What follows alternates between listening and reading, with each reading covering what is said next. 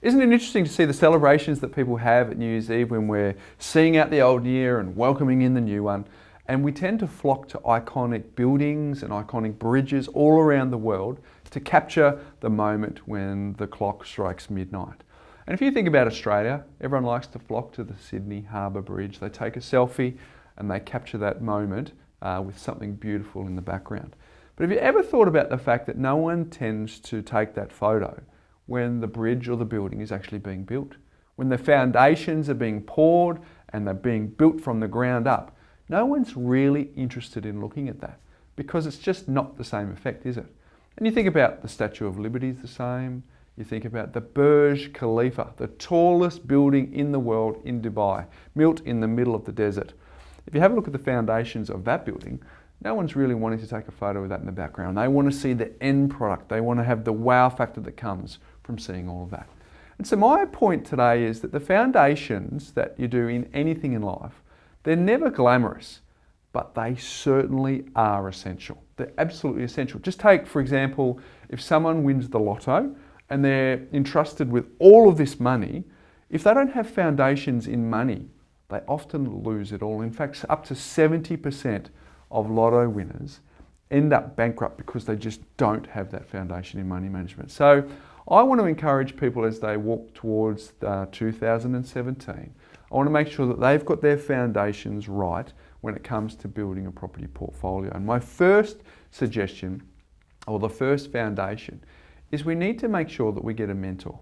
Stand on the shoulders of giants. Just learn from the people who have actually done it before you. And it's not as if you actually have to have a face-to-face with a mentor, because people's time is often pressed, because there's so many great avenues to have people virtually mentor you through podcasts, through YouTube channels, through blogs. If you find that their information resonates with you and you feel that there's a connection or a synergy with their message, it's very, very easy to do that today in smartphones and with YouTube. So there's no excuse not to have a mentor. My second one is that you need to be resilient, because building wealth is not comfortable or convenient, because you have to learn new skills, you have to go against the tide of public opinion. A very small percentage of the population can actually do that, and you need to be able to withstand that because, let's be honest, if it was easy, everyone would be doing it. So my third foundation is you need to build your tribe.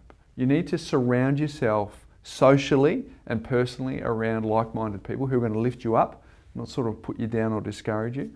And I think you should also surround yourself with a professional team, because they're the ones that are going to make sure that you're on track to achieve the goals that you set out to achieve. So have a think about oak trees, for example. Oak trees, the root system, instead of going really far down, in fact it doesn't go that far down, it goes to the side. And in some cases those root systems can go wider than the tree itself. And if it's next to another oak tree, those root systems can join up together and as a part of two or a part of a tribe, they actually perform better. And if they've got an unhealthy oak tree, they'll go and plant that oak tree next to the healthy oak tree so the root system gets entwined into theirs. And that's a classic example of how the tribe mentality works. So if you're going to be successful, you need that foundations of making sure that you're surrounded by the people who are yes people, who know what they're doing, who are subject matter experts and can actually help you achieve your goal. The other thing too is, I think another foundation is you actually should sweat the small stuff. And I know there's a book that says don't sweat the small stuff, and I think in life that's important. But when it comes to money management, you should sweat the small stuff.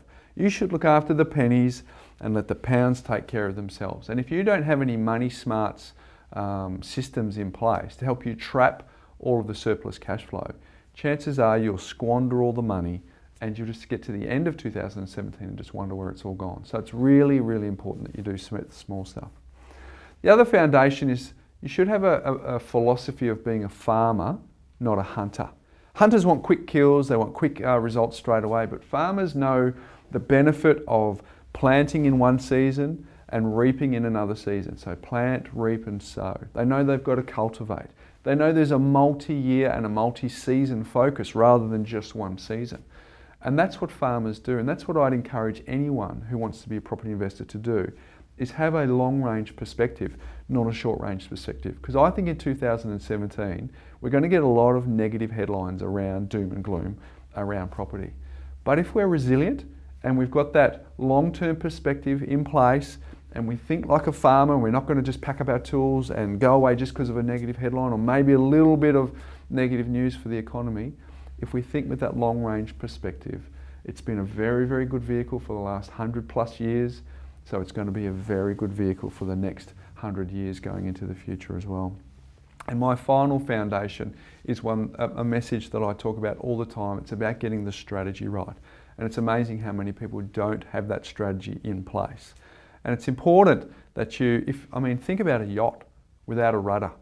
It'll just go wherever the wind blows them. But if they've got that rudder or that strategy and they know where they're going, they can actually get to their destination. So think about a rocket that's about to be launched. And if it's just centimetres out at launch, it doesn't look like much, but in orbit, it will be miles out. So for you to get your destination right, we need to know what that strategy is up front so that you've got a better chance of succeeding with your goal. So have a think about this. I believe that everyone can achieve a property portfolio or build a property portfolio if they get the foundations right. If you think about that tallest building in the world, the Burj Khalifa, the foundations there are 50 metres deep, one Olympic-sized swimming pool underground just to keep that beautiful building in place.